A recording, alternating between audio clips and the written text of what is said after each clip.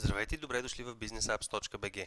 В този урок ще ви покажа как да добавите бутон количка към вашият application и съответно да свържете акаунта на електронния си магазин към вашето мобилно приложение. За да направите това е необходимо от контролния панел да натиснете бутона съдържание, ако не е натиснат по подразбиране, да отидете на таба общо съдържание и да намерите бутонът количка. Ето бутонът количка, кликвате два пъти с левия бутон на мишката и той се добавя автоматично най-отдолу в централното работно поле. След което натискате бутончето добавяне на съдържание и тук ще видите три опции. Първата опция е e-commerce, втората е архивиране, третата е персонализиране. E-commerce именно е опцията, която ще свърже вашият съществуващ електронен магазин, акаунт на електронен магазин с мобилното приложение.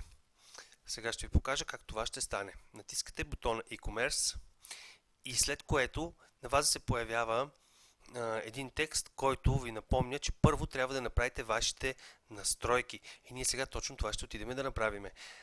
Натискате бутона настройки и от бутона настройки трябва да намерите бутона електронна търговия от лявата част на работното поле. Търговия, натискате го.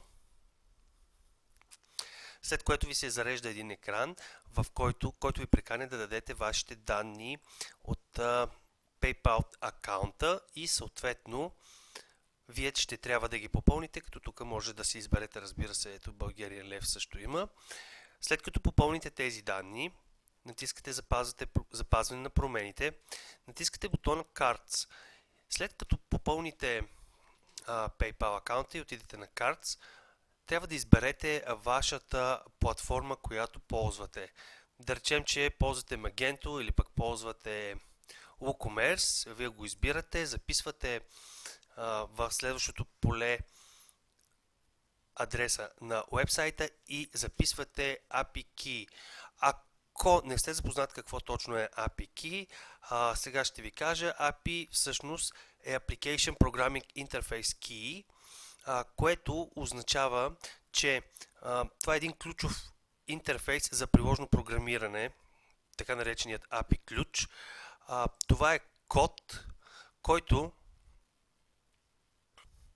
има за цел да намери програмата, към която е записан или пък сайта, който ползва и да ви свърже с него. Това е API Key. Общо взето това е един ключ, който все пак прави една връзка.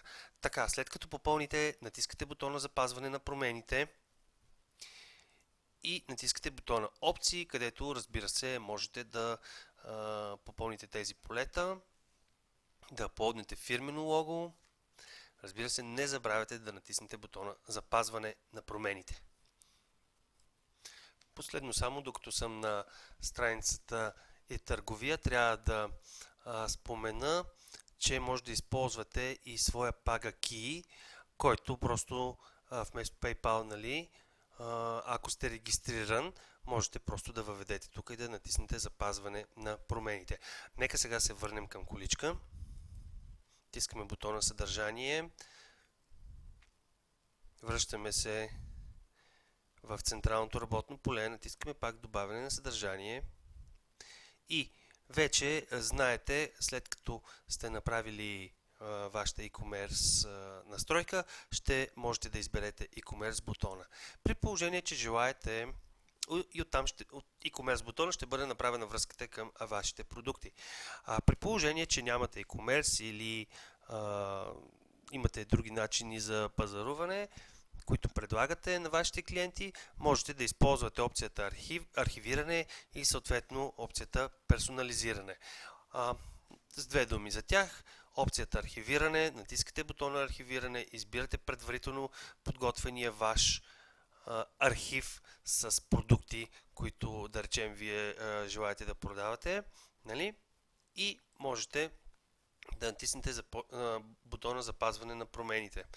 Аз ще натисна отмяна, за да ви покажа и последното, което фактически се явява персонално попълване на самите продукти, което вие трябва да създадете по познат начин. Разбира се, има малко разлики, но те хич не са съществени. Отивате на добавяне на нов елемент, след което това, което имате да направите е да напишете заглавие. Имате мощен редактор за текст с снимки, можете да добавите вашата снимка. След като натиснете бутона промяна, по познатия вече начин можете да добавите примерно каквато и да било снимка. Затваряте, написвате датата, ето така кликвате, можете да ползвате и опцията сега. Можете да зададете геолокализация или не, цената, отстъпка евентуално, ако има. Всичко до тук, което виждате, ви е познато. Натискате запазване на промените и след това отивате нов елемент да добавите. В случай аз няма да добавям нищо.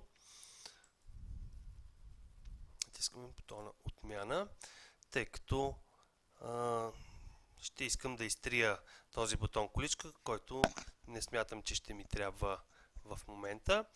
За да изтриеме който и да било от всичките бутони, натискаме бутона изтриване, потвърждаваме изтриването и ето можете да видите вече бутонът количка го няма. Това беше за този урок. В следващия урок ще разгледаме добавяне на книги, вина, хора и така нататък. Продължаваме едно след друго всичките опции да изучаваме. Благодаря, че бяхте с businessapps.bg. До следващия път!